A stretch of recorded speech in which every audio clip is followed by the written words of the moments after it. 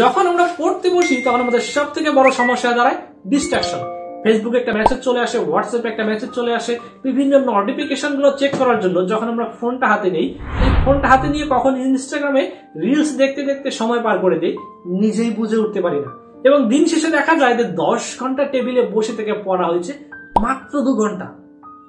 এখন এই যুগে এসে মোবাইলটা কিন্তু পড়াশোনার জন্য অনেক একটা গুরুত্বপূর্ণ বিষয় হয়ে দাঁড়িয়েছে। যেমন আমরা ইউটিউবে বিভিন্ন ক্লাস দেখতে পারতেছি, গ্রুপে বিভিন্ন ডিসকাশন করে প্রবলেমগুলো সলভ করতে পারতেছি। সো এই সময় কিন্তু মোবাইলটাকে যদি আমরা দূরে রেখে পড়তে যাই তাহলে বেশ একটু কষ্টসাধ্য হয়ে দাঁড়াবে। সো মোবাইলটাকে সঙ্গে রেখে কিভাবে এই ডিস্ট্রাকশন গুলোকে দূরে রাখা যায় সেই ওয়েটা শেয়ার করবো এই ভিডিওতে। যখন আপনার বন্ধু আপনাকে মেসেজ করে বলবে চল বাইরে চায়ের দোকান থেকে চা খেয়ে আসি, তখন তাকে পাগলের মতো একটা উত্তর দিন। বলে দিন যে আমি গবেষণা করে দেখলাম চায়ের দোকানে যে চা পাতাগুলো ব্যবহার করা হয় সেগুলোতে গরুর বিষটা ব্যবহার করা হয়। তখন সে বলবে কিরে তুই পাগল হয়ে গেছিস? আরে না, পাগল না, আমি গবেষণা করে দেখলাম এটাই সত্যি, আর আজকে থেকে নিয়ত করেছি বাইরে চায়ের দোকানে কখনোই চা খাবো না। এরপরে যদি আপনাকে কেউ মেসেজ করে বলে যে তোর বাড়িতে আসতেছি, থাক আমি তোর বাড়িতে আসতেছি, একটু আড্ডা বাড্ডা হবে, তখন তাকে বলে দিন যে না বাড়িতে আসিস না ভাই, আজকে প্রচুর ঝামেলা হচ্ছে, বাবা সবাইকে ধরে পেটাচ্ছে, মাকেও পিটিয়েছে, আমাকেও পিটিয়েছে, বোনকেও পেটাচ্ছে।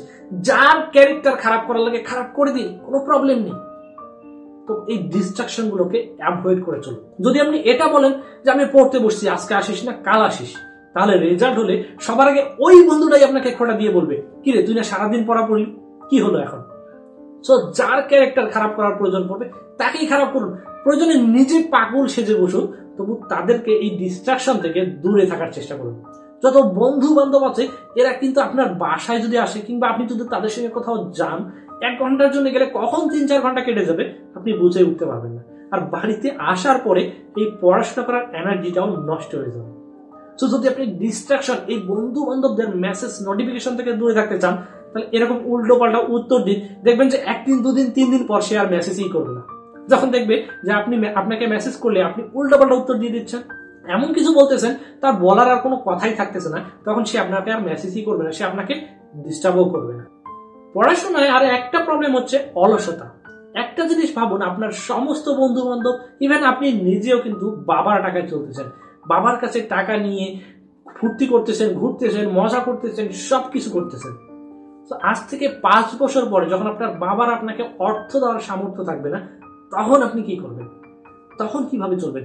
আর আজ থেকে 5 বছর পরে যখন দেখবেন যে আপনারই কোনো বন্ধু মেডিকেল থেকে বেরিয়ে ডাক্তারি করতেছে, ইঞ্জিনিয়ারিং থেকে বেরিয়ে ইঞ্জিনিয়ার হয়ে আছে, ভালো ভালো কার, ভালো ভালো বাইক, ভালো ভালো বাড়ি গাড়ি করে বসে থাকবে, তখন আপনি কি করবেন?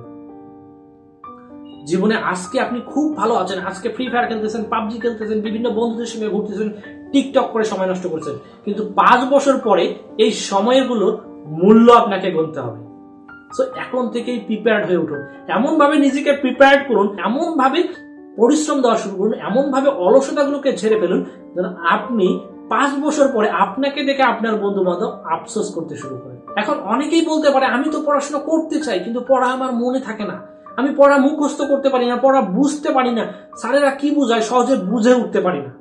আরে ভাই, এই বিষয় নিয়ে আমার কি ডেডিকেটেড ভিডিও আছে, আমি ডেসক্রিপশন বক্সে লিঙ্ক দিয়ে দেবো, এই ভিডিওটি এখনই দেখে আসুন। আই এম প্রিটি শিওর যে এই ভিডিওটি দেখার পরে আপনার এই প্রবলেমটাও সলভ হয়ে যাবে। আজকের ভিডিও এই পর্যন্ত। ভিডিও ভালো লাগলে অবশ্যই কমেন্ট করে জানিয়ে দিন। আর হ্যাঁ, আপনি আমার চ্যানেল নতুন হয়ে থাকলে অবশ্যই আমার চ্যানেলকে সাবস্ক্রাইব করে আমার সঙ্গেই থাকুন। দেখা হবে পরবর্তী ভিডিওতে। Till then, tata, take care.